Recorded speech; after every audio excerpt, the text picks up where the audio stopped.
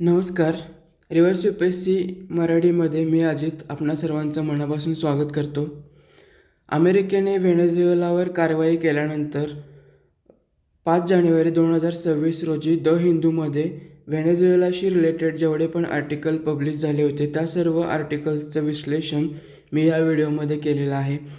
पहिल्या आर्टिकलमध्ये आपण पाहणार आहोत की मडुरो यांना अरेस्ट केल्यानंतर अमेरिका आता त्यांच्यावर नेमकी कोणती कारवाई करणार आहे.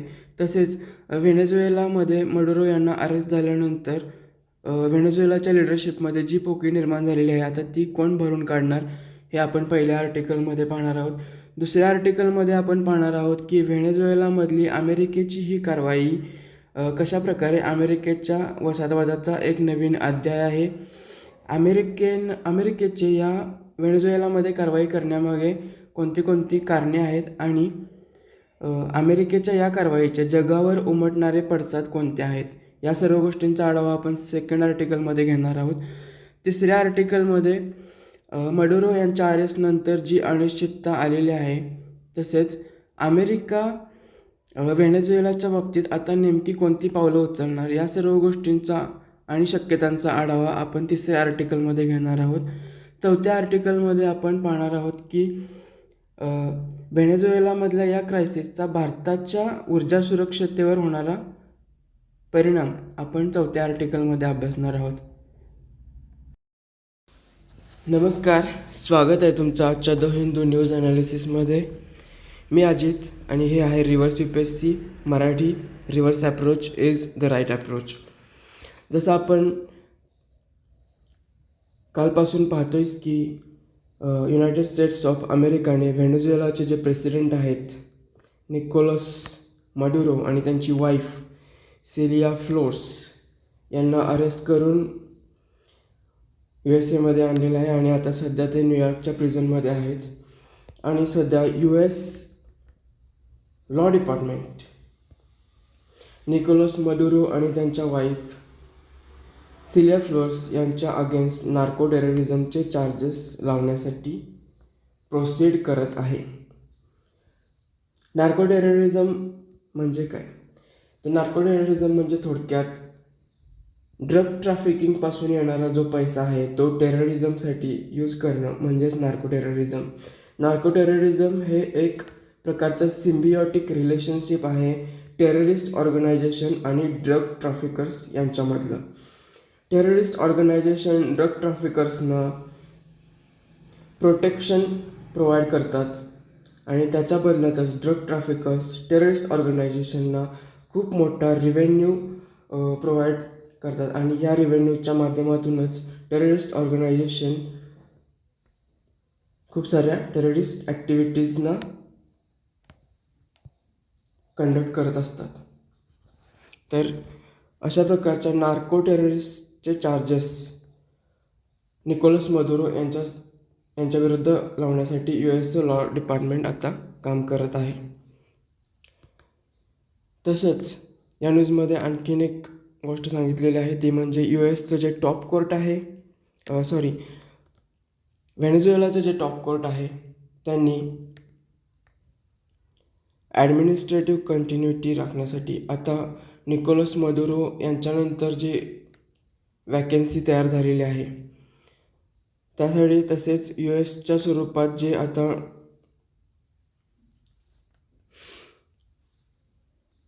डिफेन्सचं संकट उभा राहिलेलं आहे त्याला टॅकल करण्यासाठी व्हेनेझुएलाच्या टॉप कोर्टने सध्याच्या ज्या व्हाईस प्रेसिडेंट आहेत व्हेनेझुएलाच्या डेल्सी रॉड्रिगेज यांना अंतरिम प्रेसिडेंट म्हणून त्यांची नियुक्ती केलेली आहे. डेल्सी रॉड्रिगेज यांची.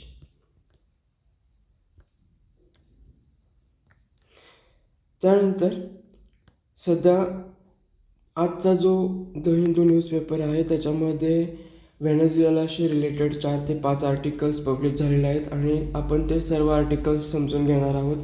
USचा व्हेनेझुएलावर अटॅक करण्यामागचा हेतू काय आहे म्हणजे ते त्यांचा दाखवण्याचा हेतू काय आहे आणि अंडरलाईंग कोणते कॉजेस आहेत व्हेनेझुएलावर अटॅक करण्यामागचे, ते आपण सर्व पुढे येणाऱ्या आर्टिकल्समध्ये समजावून घेणार आहोत. सध्या आपण व्हेनेझुएलाचं लोकेशन समजून घेऊ. व्हेनेझुएला हा साऊथ अमेरिकेमध्ये येणारा कंट्री आहे. साऊदर्न अमेरिकेचं जे कॉन्टिनेंट आहे त्याच्या नॉर्दर्न पार्टमध्ये व्हेनेझुएला वसलेला आहे. व्हेनेझुएलाचे जर नेबरिंग कंट्रीज बघितलं, UPSC अशा प्रकारचे प्रश्न विचारते, तर ईस्टर्न साईडला आहे गुयाना, साऊदर्न साईडला आहे ब्राझील आणि वेस्टर्न साईडला आहे कोलंबिया. आणि नॉर्दर्न साईडला बघितलं तर कॅरेबियन सी आहे, अटलांटिक ओशन आहे. तसेच अँडीज माउंटेनचं जे नॉर्थ ईस्टर्न एक्सटेन्शन आहे, मेरिदा माउंटेन्स, ते व्हेनेझुएलामध्ये येतात. हे ओरिनोको प्लेन्स जे आहेत ते लानोस ग्रासलँडचा पार्ट आहेत. लानोस ग्रासलँड तुम्ही वाचलं असेल जॉग्राफीमध्ये. आणि इकडे येतं गुयाना हायलँड्स. तर हे झालं थोडक्यात जॉग्राफिकल लोकेशन व्हेनेझुएलाचं.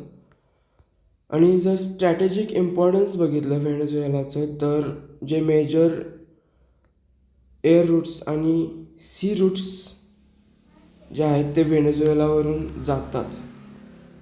त्यामुळे व्हेनेझुएला एक खूप इम्पॉर्टंट आहे एअर रूट आणि सी रूट्सच्या माध्यमातून पाहिलं तर. तसेच व्हेनेझुएलामध्ये खूप मोठ्या प्रमाणात ऑइल रिझर्व्स आहेत. आणि हे ऑइल रिझर्व्स सुद्धा एक अंडरलाईन कॉज आहे USच्या व्हेनेझुएलावर अटॅक करण्यामागे. कारण आत्ता व्हेनेझुएलावर अटॅक केल्यानंतर डोनाल्ड ट्रम्प यांनी घोषणा केलेली आहे की व्हेनेझुएलाचे जे ऑइल रिझर्व्सचा एक्सपोर्ट आहे, व्हेनेझुएलाचे जे ऑइल एक्सपोर्ट आहे त्याच्यावरती US कंट्रोल घेणार आहे.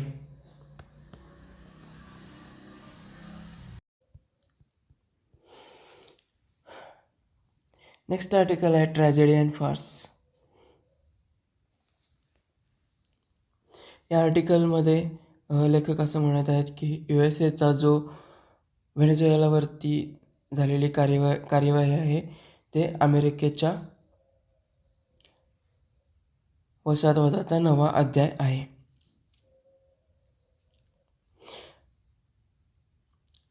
या लेखाच्या मते अमेरिकेने ज्या वेळेस वसाहतवादी कारवाई केली आहे त्या वेळेस त्या देशामध्ये ट्रॅजेडी आलेली आहे. जर आपण उदाहरण पाहिलं तर अमेरिकेने इराकवर हल्ला केला होता 2003मध्ये. त्यांचा उद्देश होता की तिथली डिक्टेटरशिप हटवणे आणि डेमोक्रेसी प्रस्थापित करणे. पण या हल्ल्याचं पर्यवसान असं झालं होतं की इराकमध्ये दुफळी माजली होती, ISISचा जन्म झाला होता आणि संपूर्ण वेस्ट एशिया अस्थिर झाला होता. सेम अमेरिकेने नॉर्थ आफ्रिकन कंट्रीजच्या बाबतीत केलं. त्यानंतर आता 2026मध्ये अमेरिका तीच स्क्रिप्ट डोनाल्ड ट्रम्प यांच्या नावाने व्हेनेझुएलामध्ये वापरत आहे. डोनाल्ड ट्रम्प यांनी डिप्लोमसीच्या जागी बॉम्बिंग कॅम्पेन आणि नॅव्हल ब्लॉकेड्सचा यूज केला. डोनाल्ड ट्रम्प मागच्या 2 महिन्यापासून कंटिन्युअसली व्हेनेझुएलन जे ऑइल टँकर्स आहेत त्यांच्यावर ब्लॉकेड लावत आहेत, त्यांच्यावर बॉम्बिंग करत आहेत आणि त्याच्यामध्ये अनेक सिव्हिलियन्सची सुद्धा डेथ झालेली आहे. तर अशा प्रकारे अमेरिका आंतरराष्ट्रीय कायद्यांचं सुद्धा उल्लंघन करत आहे.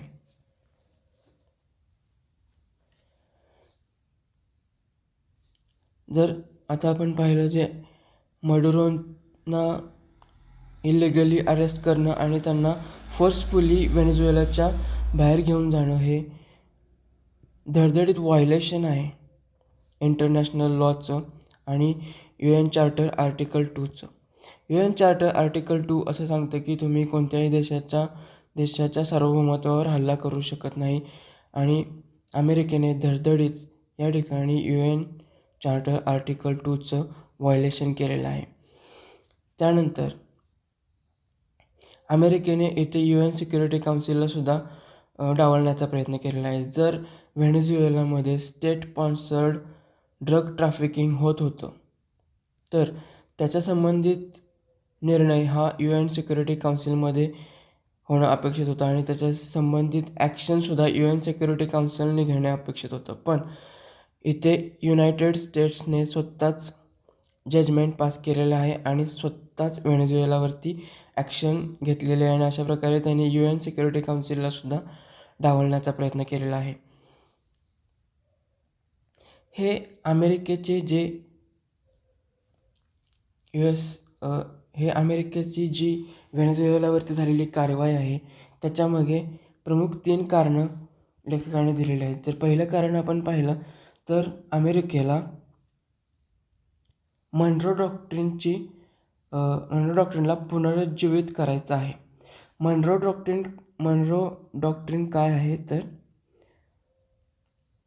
मनरो डॉक्ट्रिन हे युरोपियन कंट्रीजना लॅटिन अमेरिकन कंट्रीजमधल्या राजकारणापासून दूर ठेवण्यासाठी मनरो डॉक्ट्रिन आणलं होतं. या डॉक्ट्रिननुसार युरोपियन पॉवर्स व्हेनेझुएलामध्ये नवीन वसाहती प्रस्थापित करणार नाहीत. दुसरं, युरोपियन पॉवर्स लॅटिन अमेरिकन कंट्रीजच्या राजकारणामध्ये हस्तक्षेप करणार नाहीत. आणि तिसरी जे मनरो डॉक्ट्रिनचं प्रिन्सिपल आहे ते म्हणजे अमेरिकासुद्धा युरोपियन कंट्रीजच्या राजकारणामध्ये हस्तक्षेप करणार नाही. आणि या मनरो डॉक्ट्रिनने अमेरिकेला एक प्रकारचा मेडिएटिंगची पॉवर दिली होती लॅटिन अमेरिकन कंट्रीजच्या बाबतीत. पण या मेडिएटिंग पॉवरचा अमेरिकेने नंतर दुरुपयोग करून लॅटिन अमेरिकन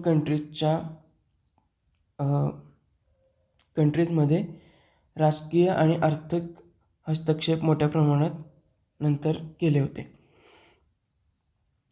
तर अशा प्रकारचं जे मनरो डॉक्ट्रिन आहे, जे अमेरिकन वर्चस्ववादाचं द्योतक आहे, त्याला पुनरुज्जीवित करणं हे व्हेनेझुएलावर अटॅक करण्याचं अमेरिकेचं पहिलं कारण आहे. त्यानंतर दुसरं कारण जर पाहिलं तर लॅटिन अमेरिकाचे जे चायनासोबतचे संबंध आहेत ते कमकुवत करणं हे अमेरिकेचं दुसरं कारण आहे व्हेनेझुएलावर अटॅक करण्याचं. कारण चायना हा व्हेनेझुएलन ऑइलचा सगळ्यात मोठा इम्पोर्टर आहे आणि USAला ते नको आहे. त्यानंतर थर्ड जर कारण बघितलं आणि सगळ्यात महत्त्वाचं कारण आहे थर्ड कारण व्हेनेझुएलामध्ये जे क्रूड रिझर्व आहेत त्याच्यावर USAला कंट्रोल हवा आहे. आणि आता जसं आपण मगाशी पाहिलं की मडुरोंना अरेस्ट केल्यानंतर डोनाल्ड ट्रम्प यांनी अनाऊन्स केलेलं आहे की व्हेनेझुएलाच्या ऑइल एक्सपोर्टवर USAचा कंट्रोल राहणार आहे. आता पुढे लेखक असं म्हणतात की जरी USने विक्ट्री क्लेम केली असली तरी या विक्ट्रीसाठी USAला खूप मोठी कॉस्ट मोजावी लागणार आहे. जसं USAचं स्वप्न आहे की व्हेनेझुएलामध्ये रिझिम चेंज करून USAसाठी जे फेवरेबल गव्हर्मेंट व्हेनेझुएलामध्ये एस्टॅब्लिश करणं, तर ते लेखकाच्या मते इथे होऊ शकत नाही. कारण व्हेनेझुएलामध्ये जी मडुरोंची पार्टी आहे, United Socialist Party of Venezuela, हिला अजूनही स्ट्रॉंग पब्लिक सपोर्ट आहे. आणि ही जी United Socialist Party of Venezuela आहे ही अस्तित्वात येण्यामागचं कारण होतं ते म्हणजे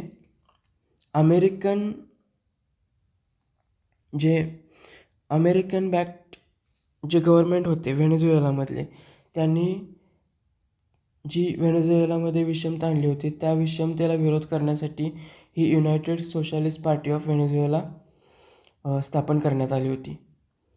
आणि ही पार्टी अजूनही स्ट्रॉंग पब्लिक सपोर्ट क्लेम करते.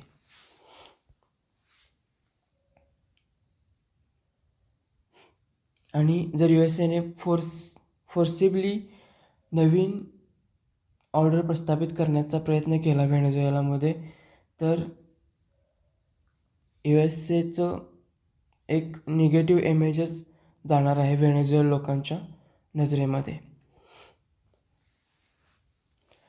पुढे लेखक अमेरिकेची हिपोक्रसी एक्सपोज करण्याचा प्रयत्न करत आहे. लेखक इथे म्हणत आहे की एकीकडे अमेरिका मदुरो यांना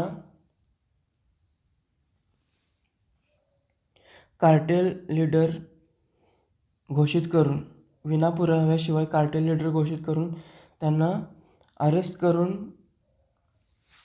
USA त्यांची ट्रायल कंडक्ट करत आहेत. तर दुसरीकडे होंडुरास ही एक लॅटिन अमेरिकन कंट्री आहे. त्याचे फॉर्मर लीडर होते ओरलँडो हर्नांडिस यांना रिलीज करण्याची ऑर्डर अमेरिकेने दिलेली आहे. तर हे जे आहे ओरलँडो हर्नांडिस आहेत यांच्यावरती दोष सिद्ध झालेले आहेत नार्कोटिक ट्रॅफिकिंगचे, आणि हे सध्या शिक्षा भोगत आहेत आणि त्यांना रिलीज करण्याचे ऑर्डर्स अमेरिकेने दिलेले आहेत. तर इथे अमेरिकेची हिपोक्रसी पाहायला भेटते. त्यानंतर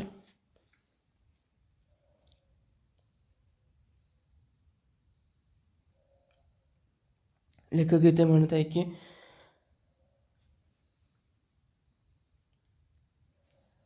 शीतयुद्धानंतर जी अपेक्षा केली होती जगाने की परस्परावलंबी आणि आंतरराष्ट्रीयकृत आणि एक प्रकारची लिबरल वर्ल्ड ऑर्डर अस्तित्वात येईल अशी जी आशा होती, त्याच्यावर अमेरिका आणि रशियाने कायमच पाणी फिरण्याचा प्रयत्न केलेला आहे. USA कंटिन्युअसली आंतरराष्ट्रीय नॉर्म्सचा अपमान करत आहे. ते टॅरिफवर एस्केलेट करणं असू दे किंवा क्लायमेट अकॉर्डमधून माघार घेणं असू दे. आणि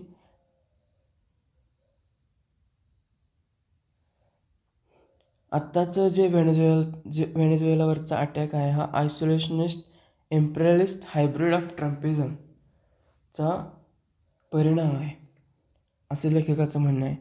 ही जी टर्म आहे आपण पाहिली, आयसोलेशनिस्ट इम्पेरियलिस्ट हायब्रिड ऑफ ट्रम्पिझम, म्हणजे ट्रम्प यांची जी पॉलिसी आहे आयसोलेशनिस्ट पॉलिसी, म्हणजे एकीकडे अमेरिकेमध्ये आयसोलेशनिस्ट पॉलिसी आणायच्या, फॉरेन टॅलेंट्सना नाकारायचं, जसं की H-1B व्हिजावरती अमेरिकेने केलेली फी हाईक असो किंवा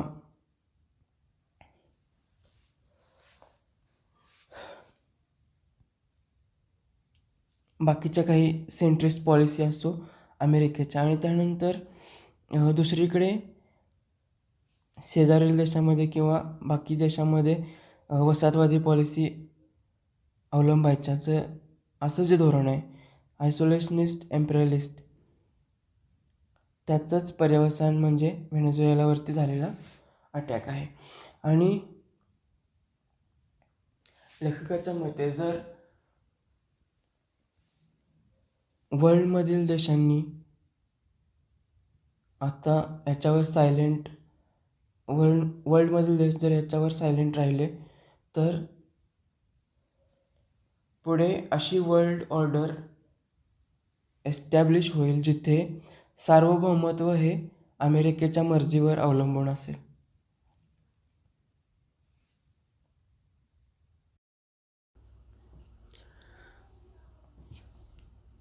आता त्यानंतरचं आर्टिकल आहे अनसर्टेनिटी आफ्टर मदुरो. मदुरो यांच्या अटकेनंतर व्हेनेझुएलामध्ये आलेली अस्थिरता. या आर्टिकलमध्ये आपण पाहणार आहोत की आता मदुरो यांच्या अटकेनंतर व्हेनेझुएलामध्ये अमेरिका पुरस्कृत सत्ताबदल होणार का? फक्त मदुरो यांना अरेस्ट करणं हे सत्ताबदल करण्यासाठी पुरेसं आहे का? या सर्व गोष्टी या आर्टिकलमध्ये आपण पाहणार आहोत.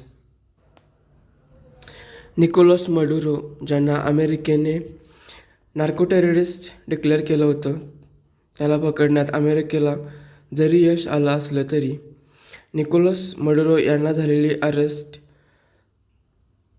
व्हेनेझुएलामधल्या सत्ताबदलाला कारणीभूत होईल का, हे अद्याप स्पष्ट नाही आहे.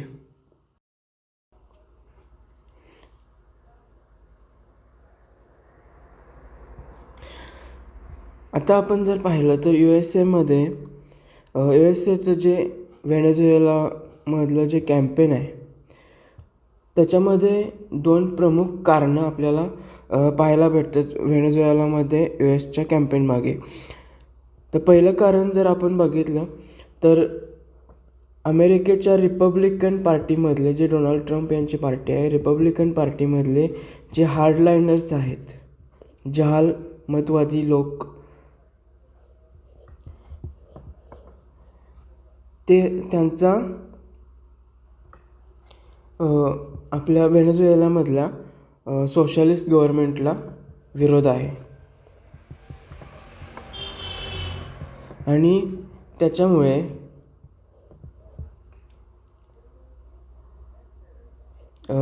ह्या रिपब्लिकन हार्डलाइनर्सना सोशलिस्ट गव्हर्नमेंट, व्हेनेझुएलामधलं जे सोशलिस्ट गव्हर्नमेंट आहे त्याला उलथवून टाकायचं आहे.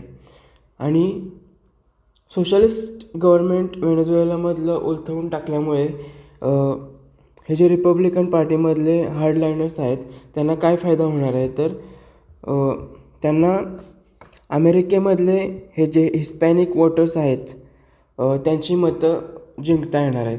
तर हे हिस्पॅनिक वोटर्स कोण आहेत? हिस्पॅनिक वोटर्स हे सध्याचे अमेरिकेचे सिटिझन आहेत, बट ते मूळचे आहेत लॅटिन अमेरिका किंवा स्पेन, हे त्यांचं मूळ ओरिजिन आहे, पण सध्या ते यू एसचे सिटिझन्स आहेत.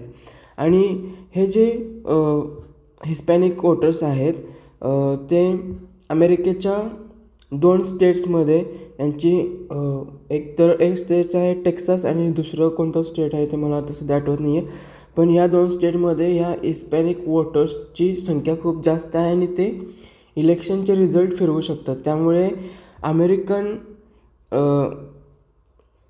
रिपब्लिकन पार्टीचे जे हार्डलाइनर्स आहेत ते या हिस्पॅनिक वोटर्सना खुश करण्याचा प्रयत्न करत आहेत व्हेनेझुएलामधले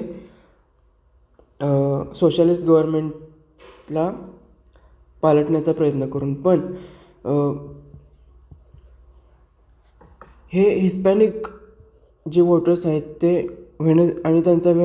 हिस्पॅनिक वोटर्स आणि व्हेनेझुएलाचे गव्हर्नमेंट यांचा काय संबंध आहे?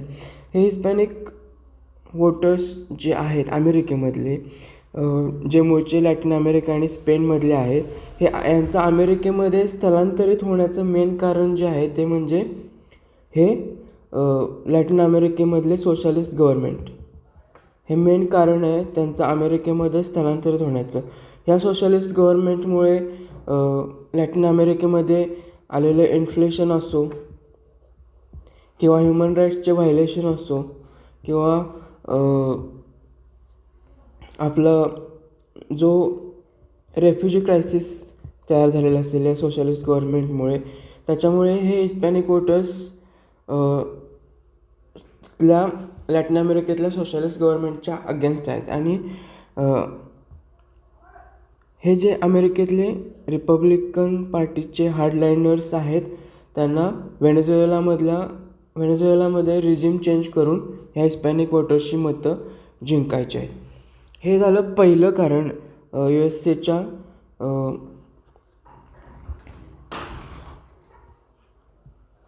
व्हेनेझुएलामधील कॅम्पेनचं. त्यानंतर आता सेकंड जर कारण पाहिलं, सेकंड इम्पल्स USA व्हेनेझुएलामध्ये अटॅक करण्यामागचं, तर आपण असं समजू शकतो की अमेरिकेने व्हेनेझुएलाचे गव्हर्मेंट आणि व्हेनेझुएलाचं गव्हर्मेंट आणि व्हेनेझुएलन आर्मीला ड्रग ट्रॅफिकिंगचे ॲलिगेशन्स लावलेले आहेत त्यांच्यावरती, व्हेनेझुएलन गव्हर्मेंट आणि व्हेनेझुएलन आर्मीवरती. आणि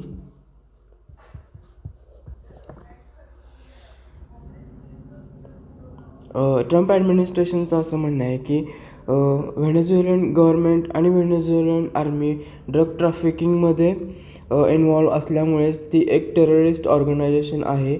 आणि ही Venezuelan government as a terrorist organisation act करत असल्यामुळे ॲज हेड ऑफ स्टेट म्हणून मिस्टर मदुरो हे ह्या सगळ्याला जबाबदार आहेत, असं अमेरिकन ॲडमिनिस्ट्रेशनचं म्हणणं आहे. आणि त्यामुळे त्यांनी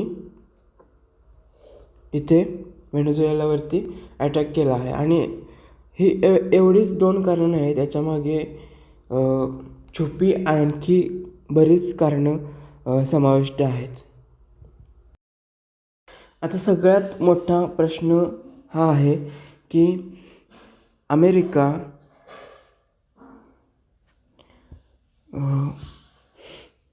आता सगळ्यात मोठा प्रश्न जो उपस्थित होतो तो म्हणजे पुढे व्हेनेझुएलामध्ये कोणत्या प्रकारची ॲक्शन घेतली जाईल. अमेरिका किंवा ट्रम्प ॲडमिनिस्ट्रेशन जसं की रिपब्लिकन पार्टीमधल्या हार्डलायनर्सना किंवा डोनाल्ड ट्रम्प यांचे अमेरिका फर्स्टचे जे सपोर्टर आहेत त्यांना जसा आउटकम हवा आहे, म्हणजे त्यांना रिपब्लिकन हॉक्सला आणि अमेरिकन फर्स्ट हे डोनाल्ड ट्रम्प यांचे जे सपोर्टर्स आहेत त्यांना व्हेनेझुएलामध्ये फर्दर मिलिटरी ॲक्शन हवी आहे, त्यांना व्हेनेझुएलामध्ये सत्तापालट हवा आहे. तर अमेरिका तसा निर्णय घेईल का, की हे फक्त अमेरिकेचं एक शक्ती प्रदर्शन बनून राहील, जिथे अमेरिकाने त्यांच्या विरोधात जाणारा एक नेता त्यांच्या देशात जाऊन पकडून आपल्या देशामध्ये आणला आणि त्याच्यावर आता खटला चालवण्यापुरतीच फक्त मर्यादित राहील का ही कारवाई, की पुढे मिलिटरी ॲक्शनसुद्धा होईल, हा एक सगळ्यात मोठा प्रश्नसुद्धा उपस्थित केला जातो आहे. आणि त्यानंतर आता जर आपण पाहिलं तर USAला व्हेनेझुएलामध्ये नॉन सोशलिस्ट गव्हर्मेंट हवं आहे, जे चायनाकडे झुकणार नाही. आणि दुसरा पॉईंट म्हणजे त्यांना असं गव्हर्मेंट हवं आहे जे तिथल्या ड्रग ट्रॅफिकिंगवर ॲक्शन घेईल. पण अमेरिकेला हे सुद्धा माहिती आहे की फक्त आर्मीच्या जोरावर तुम्ही कोणत्याही देशाचं पॉलिटिकल भविष्य ठरवू शकत नाही. कारण अमेरिकेने जवळपास 2 दशकं अफगाणिस्तानमध्ये त्यांच्या फौजा ठेवल्या होत्या, पण फक्त अमेरिकन फोर्सच्या बळावर ते अफगाणिस्तानची राजकीय दिशा जास्त दिवस ठरवू शकले नाही. शेवटी 2021मध्ये त्यांना सत्ता अफगाणिस्तानच्या हाती सोपवून परत जावंच लागलं. आणि अमेरिकेला हे सुद्धा माहिती आहे की फक्त मदुरो यांना हटवून आणि अमेरिकेवर आणि व्हेनेझुएलावर थोडेफार बॉम्बिंग करून ते सत्तापालट करू शकत नाही. कारण मदुरोंची आणि त्यांचे जे प्रिडेसेसर होते ह्युगो चावेज यांनी जवळपास 30 वर्ष व्हेनेझुएलावर सत्ता गाजवलेली आहे आणि तिथे सोशलिस्ट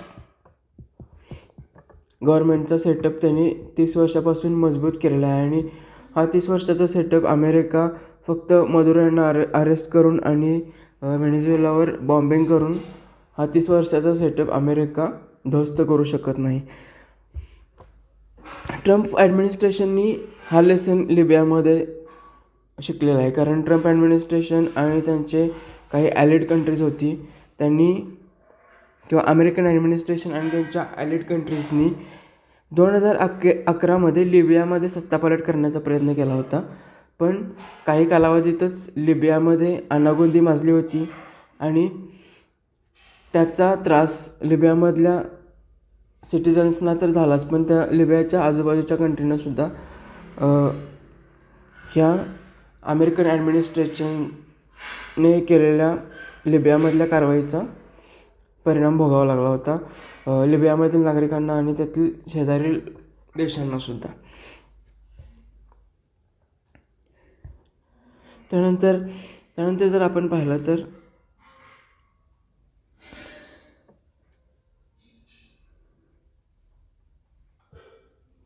अमेरिकेची ही जी व्हेनेझुएलामधली कारवाई आहे ती व्हेनेझुएलाला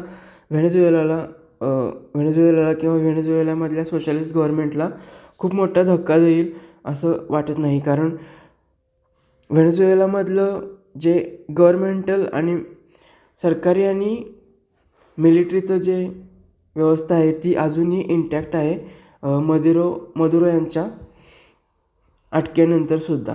त्यामुळे लेखकाला असं वाटते की आत्ताची जी सत्ता आहे ती किंवा मदुरो यांच्यानंतर जी सत्ता आहे ती सोशलिस्ट गव्हर्नमेंट आणि मिलिटरी ॲपॅरेटसमधल्याच एखाद्या प्रबळ नेत्याकडे जाऊ शकते, ना की अमेरिका पुरस्कृत एखाद्या सरकारकडे. अमेरिकेचा असाही प्लॅन असू शकतो की मदुरो यांना अरेस्ट केल्यानंतर व्हेनेझुएलामधील नागरिकांचा रोष रस्त्यावर येईल आणि ते सरकारच्या विरोधात प्रदर्शनं करतील. पण लेखक तेही प्रॉबिलिटी नाकारतात, कारण जेव्हा एखादा परकीय देश आपल्या देशाच्या सार्वभौमत्वावर हल्ला करतो त्यावेळेस लोक परकीय देशाला पाठिंबा देत नाहीत तर आपल्या देशातल्या नेत्याच्या पाठीशी उभं राहतात. त्यामुळे अमेरिकेचा हा सुद्धा प्लॅन इथे फेल ठरेल असं लेखकांना म्हणायचं आहे. आणि व्हेनेझुएलामध्ये जर अनागोंदी आली तर तेही ट्रम्प ॲडमिनिस्ट्रेशनला परवडणार नाही, कारण त्याची 3 प्रमुख कारणं आहेत. जर व्हेनेझुएलामध्ये अनागोंदी आली तर पुढे त्याचं पर्यवसान रेफ्युजी क्रायसिसमध्ये होईल आणि हा जो रेफ्युजी क्रायसिस असेल तयार होईल तो अमेरिकेच्या दक्षिण सीमेवरती येऊन ठेपेल आणि अशामध्ये अमेरिकेला एका ह्युमॅनिटेरियन क्रायसिसला सामोरं जावं लागेल आणि ते अमेरिकेला परवडणारं नसेल. त्यानंतर दुसरं कारण म्हणजे जर सेंट्रल ॲडमिनिस्ट्रेशन व्हेनेझुएलामधलं कोलॅप्स झालं तर ड्रग ट्रॅफिकिंगला आणखीन चालना मिळेल आणि तिथलं जे ड्रग ट्रॅफिकिंगचं नेटवर्क आहे ते आणखीन स्ट्रॉंग होईल. तसेच जर तिसरं कारण जर बघायला गेलं तर जर व्हेनेझुएलामध्ये व्हायलन्स आणि ह्युमन राईट व्हायलेशन्स जर घडून आले तर अमेरिकेतले जे हिस्पॅनिक वोटर्स आहेत त्यांचाही रोष रिपब्लिकन पार्टीला ओढवून घ्यावा लागेल आणि म्हणून व्हेनेझुएलामध्ये कोणत्याही प्रकारची अनागोंदी आणणं हे अमेरिकेला परवडणारं नाही आहे. अमेरिकेला जर व्हेनेझुएलामध्ये प्रो अमेरिकन गव्हर्नमेंट एस्टॅब्लिश करायचं असेल, अमेरिका पुरस्कृत गव्हर्नमेंट जर एस्टॅब्लिश करायचं असेल तर फक्त मदुरो यांना अरेस्ट करून भागणार नाही. जर अमेरिकेला व्हेनेझुएलामध्ये अमेरिका पुरस्कृत गव्हर्नमेंट आणायचं असेल तर अमेरिकेला व्हेनेझुएलामध्ये आपले ग्राउंड ट्रूप्स उतरवावे लागतील आणि व्हेनेझुएलामध्ये अमेरिकन गव्हर्नमेंटला राष्ट्र उभारणीचे कार्य हातात घ्यावं लागेल. आणि अमेरिकेचे हे मागच्या काही दशकातले अनुभव अमेरिकेला सांगतात की अमेरिकेने ज्या ज्या देशांमध्ये राष्ट्र उभारणीचं कार्य घेतलेलं आहे तिथे त्यांना मिक्स्ड रिझल्ट्स भेटलेले आहेत. उदाहरणार्थ जर इराक आणि अफगाणिस्तान आपण पाहिलं तर इराण आणि अफगाणिस्तानमध्ये अमेरिकेने राष्ट्र उभारणीचं कार्य हाती घेतलं होतं. 2004मध्ये इराणमध्ये आणि 2005मध्ये 2004मध्ये अफगाणिस्तानमध्ये आणि 2005मध्ये इराणमध्ये अमेरिकेने राज्यघटनासुद्धा प्रस्थापित केली होती या दोन देशांमध्ये आणि इलेक्शनसुद्धा घडवून आणले होते. तसेच या दोन्ही देशांमध्ये अमेरिकेने इन्फ्रास्ट्रक्चर डेव्हलपमेंटचं सुद्धा काम केलं होतं. एज्युकेशन असो, हेल्थ असो किंवा बाकीचे काही इन्फ्रास्ट्रक्चरची कामं असो, हे सुद्धा अमेरिकेने या दोन देशांमध्ये घडवून आणले होते. तसेच अमेरिकेने या दोन देशांमधील मिलिटरीलासुद्धा ट्रेनिंग देण्याचं काम केलं होतं. पण काही गोष्टींमध्ये ह्या अमेरिकेला फेल्युअरसुद्धा आलं होतं राष्ट्र उभारणीच्या कार्यामध्ये या दोन देशांमध्ये. पहिलं म्हणजे इराकमध्ये जे शिया आणि सुन्नी यांच्यामधला जो संघर्ष होता तो अमेरिकेने रिजिम चेंज केल्यानंतर जास्त वाढीस लागला होता. त्यानंतर अफगाणिस्तानमध्ये सुद्धा जे ट्रायबल इन्सर्जंट होते ते अमेरिकेला कंट्रोल करता आले नाहीत. तसेच अमेरिकेने ज्या डेमोक्रॅटिक इन्स्टिट्यूशन्स स्थापन करण्याचा प्रयत्न केला इराकमध्ये आणि अफगाणिस्तानमध्ये, त्या डेमोक्रॅटिक इन्स्टिट्यूशन तळागाळापर्यंत पोचवण्यात अमेरिकेला अपयश आलं. लोकांमध्ये शेवटपर्यंत हीच इमेज राहिली की ह्या ज्या संस्था आहेत, डेमोक्रॅटिक संस्था आहेत, त्या परकीय देशांनी आपल्यावर थोपवलेल्या आहेत. त्यामुळे लोकांचा सपोर्ट या इन्स्टिट्यूशनला कधीच भेटू शकला नाही. आणि ज्यावेळेस अमेरिकेने इराकमधून किंवा अफगाणिस्तानमधून काढता पाय घेण्याचा निर्णय घेतला त्यावेळेस ह्या सर्व संस्था ज्या अमेरिकेने इराक आणि अफगाणिस्तानमध्ये स्थापन केल्या होत्या त्या कोलमडताना आपण सर्वांनीच पाहिलेल्या आहेत. त्यामुळेच मिस्टर ट्रम्प हे कोणत्याही परकीय देशामध्ये कोणत्याही राष्ट्र उभारणीच्या कार्याच्या नेहमीच विरोधात आहेत आणि ह्याच धोरणावर त्यांनी इलेक्शनसुद्धा जिंकलेले आहेत. त्यामुळे ते व्हेनेझुएलामध्ये अशी कोणती ॲक्शन घेतील हे फारसं दिसत नाही असं काही होईल असं. आणि अमेरिकेचे जे डिफेन्स सेक्रेटरी आहेत मिस्टर रुबियो यांनी सुद्धा क्लिअर केलेलं आहे की अमेरिका सध्या तरी व्हेनेझुएलामध्ये कोणतीही फर्दर मिलिटरी ॲक्शन घेणार नाही आहे. इथे लेखक असेही सांगतात की ट्रम्प यांना फ्लॅशी आणि क्विक विन्स जास्त आवडतात आणि ते त्यांनाच हे जे छोटे छोटे विन्स आहेत त्यांनाच ते मोठं करून दाखवायचा प्रयत्न करत असतात. जसं की आता त्यांना नोबेल प्राईज हवं होतं त्यावेळेस आपण पाहिलं की भारत पाकमध्ये आपण सीजफायर घडवून आणली असं त्यांनी कितीतरी वेळा ग्लोबल स्टेजवरती त्याचं श्रेय घेण्याचा प्रयत्न केला एवढ्या छोट्या छोट्या गोष्टीचा. तर त्यांना असे छोट्या छोट्या गोष्टींमध्येच धन्यता वाटते आणि त्यामुळेच लेखकाला असं वाटते की मिस्टर मदुरो यांची अरेस्टच ते जागतिक पातळीवर एक मोठी विक्ट्री असं दाखवण्याचा प्रयत्न करतील कोणत्याही लाँग ड्राऊन ॲक्शनमध्ये किंवा लाँग ड्राऊन डेप्थमध्ये घुसण्यापेक्षा.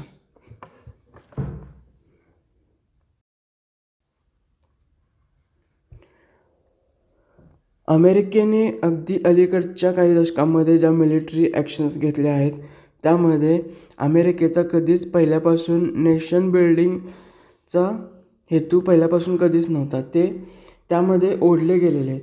जर उदाहरण घ्यायचं झालं तर अफगाणिस्तानमध्ये जो अमेरिकेने हल्ला केला होता तो सप्टेंबर 11, 2001मध्ये अमेरिकेमध्ये झालेल्या दहशतवादी हल्ल्याचा बदला घेण्यासाठी अमेरिकेने अफगाणिस्तानवर हल्ला केला होता. पण त्यांना 20 वर्ष अफगाणिस्तानमध्ये नेशन बिल्डिंगच्या काम हाती घ्यावं लागलं ते त्यामध्ये ओढले गेले. तसंच बुश ॲडमिनिस्ट्रेशनने इराकमध्ये सद्दाम हुसेन यांना डिपोज करून 2 महिन्यात रिटर्न यायचा असा त्यांचा प्लॅन होता, पण त्यांना ऑलमोस्ट 1 डिकेड इराकमध्ये घालवावा लागला. ते इराकच्या नेशन बिल्डिंगच्या कार्यामध्ये ओढले गेले. आणि मिस्टर ट्रम्प हे या नेशन बिल्डिंग किंवा अशा कार्यामध्ये अमेरिकेचा पैसा आणि मनुष्यबळ खर्च करण्याच्या एकदम विरोधात आहेत. आणि याच धोरणावर त्यांनी इलेक्शनसुद्धा लढवलेलं आहे आणि जिंकलेलं आहे. आणि त्यामुळेच ते अशी कोणतीही ॲक्शन व्हेनेझुएलाच्या बाबतीत घेतील की म्हणजे लाँग टर्म मिलिटरी ॲक्शन्स आणि लाँग टर्म नेशन बिल्डिंगचं काम, अशी कोणती ॲक्शन व्हेनेझुएलाच्या बाबतीत मिस्टर ट्रम्प घेतील हे शक्य नाही. आणि हे जर शक्य नसेल तर त्यांच्याकडे दुसरा कोणताही मार्ग राहत नाही व्हेनेझुएलामध्ये सत्तापालट करण्यासाठी. त्यामुळे डोनाल्ड ट्रम्प यांच्यावर जे रिपब्लिकन पार्टीतले जहालमतवादी नेते आहेत किंवा त्यांचे अमेरिका फर्स्टचे जे सपोर्टर आहेत, त्यांचा डोनाल्ड ट्रम्प यांच्यावर कायम प्रेशर तर राहणारच आहे व्हेनेझुएलामध्ये सत्तापालट करण्यासाठी. आणि या प्रेशरला डोनाल्ड ट्रम्प कशाप्रकारे रिॲक्ट करतील त्याच्यावर व्हेनेझुएलामध्ये US पॉलिसी काय असेल हे ठरणार आहे. तर या आर्टिकलमध्ये आपण पाहणार आहोत की व्हेनेझुएलामधल्या क्रायसिसचा भारताच्या ऊर्जा सुरक्षेवर काय परिणाम पडणार आहे. तर व्हेनेझुएलामधल्या ह्या क्रायसिसचा भारताच्या ऊर्जा सुरक्षेवर अतिशय न्यूनतम परिणाम पाहायला भेटणार आहे, कारण भारत व्हेनेझुएलाकडून फक्त 0.3% इतकंच ऑइल आयात करत आहे. तर भारताचं जेवढं टोटल ऑइल इम्पोर्ट आहे त्याच्या फक्त 0.3% ऑइल आपण व्हेनेझुएलाकडून इम्पोर्ट करत आहोत. 2019मध्ये जेव्हा अमेरिकेने व्हेनेझुएलावरती सँक्शन्स लावले होते, त्यानंतर भारताने व्हेनेझुएलाकडून तेल आयात करणं मोठ्या प्रमाणात कमी केलेलं आहे, आपण या ग्राफमध्ये पाहू शकतो.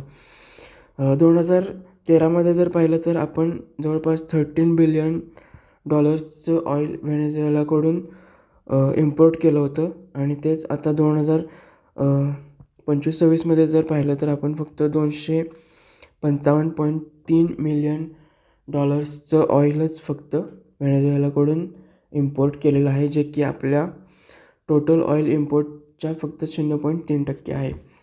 पुढे जर आपण पाहिलं तर व्हेनेझुएला हा organisation of petroleum exporting countries म्हणजेच OPEC कंट्रीजचा मेंबर आहे. OPEC कंट्री हा त्या कंट्रीजचा ग्रुप आहे जे बाकीच्या देशांना मोठ्या प्रमाणात तेलाचा पुरवठा करतात. तर व्हेनेझुएला हा बाकीच्या OPEC कंट्रीच्या मानाने खूप कमी प्रमाणात ऑइल प्रोड्यूस करत आहे. जर OPECचा आपण डेटा पाहिला तर OPEC देशांनी जेवढं ऑइल एक्सपोर्ट केलं त्यातलं फक्त 3.5% ऑइल हे व्हेनेझुएलाने एक्सपोर्ट केलेलं आहे. आणि जर जागतिक लेवलचं ऑइल एक्सपोर्ट आपण पाहिलं तर त्यामध्ये व्हेनेझुएलाचा वाटा फक्त 1%चा आहे. आता इतकं कमी ऑइल प्रोड्यूस करण्यामागे व्हेनेझुएलाने इतकं कमी ऑइल प्रोड्यूस करण्यामागे 2 प्रमुख कारणं आहेत. एक म्हणजे USAने व्हेनेझुएलावरती लावलेले निर्बंध आणि दुसरं म्हणजे व्हेनेझुएलामध्ये जे ऑइलचे साठे आहेत ते खूप हेवी नेचरचे आहेत आणि हे ऑइल रिफाईन करण्यासाठी ज्या मशिनरी लागतात त्या बहुतांश देशाकडे नाही आहेत. व्हेनेझुएलाचं जे बहुतांश ऑइल आहे ते चायनाच इम्पोर्ट करतो. आणि आता आला सगळ्यात महत्त्वाचा पॉईंट. आता डोनाल्ड ट्रम्प यांनी अनाऊन्स केलेलं आहे की व्हेनेझुएलामधले जे ऑइल सप्लायज आहेत त्याचा कंट्रोल आता अमेरिकेकडे जाणार आहे. हे झाले अमेरिकेचे खायचे दात. दाखवायचे दात हे ड्रग ट्रॅफिकिंग वगैरे, खायचे दात हे आहेत. त्यांना मुळात व्हेनेझुएलाच्या ऑइल सप्लायजवर कंट्रोल हवं होतं आणि ते त्यांनी आता मिळवलेलं आहे. Rajyaseva descriptive pattern, general studies paper 2 आणि त्यामधला आंतरराष्ट्रीय संबंधांशी निगडीत जो सेक्शन आहे त्याच्याशी रिलेटेड हा प्रॅक्टिस क्वेश्चन आपण सर्व अटेम्प्ट कराल अशी मी अपेक्षा करतो. तसेच या लेक्चरची मराठीमध्ये भाषांतरित केलेली PDF लिंक मी कमेंट सेक्शनमध्ये लवकरच अवेलेबल करून देईल. आणि हा माझा यूट्यूबवरचा पहिलाच व्हिडिओ आहे. काही चुकी झाली असेल तर क्षमा असावी. आणि लेक्चर ऐकल्याबद्दल खूप खूप धन्यवाद.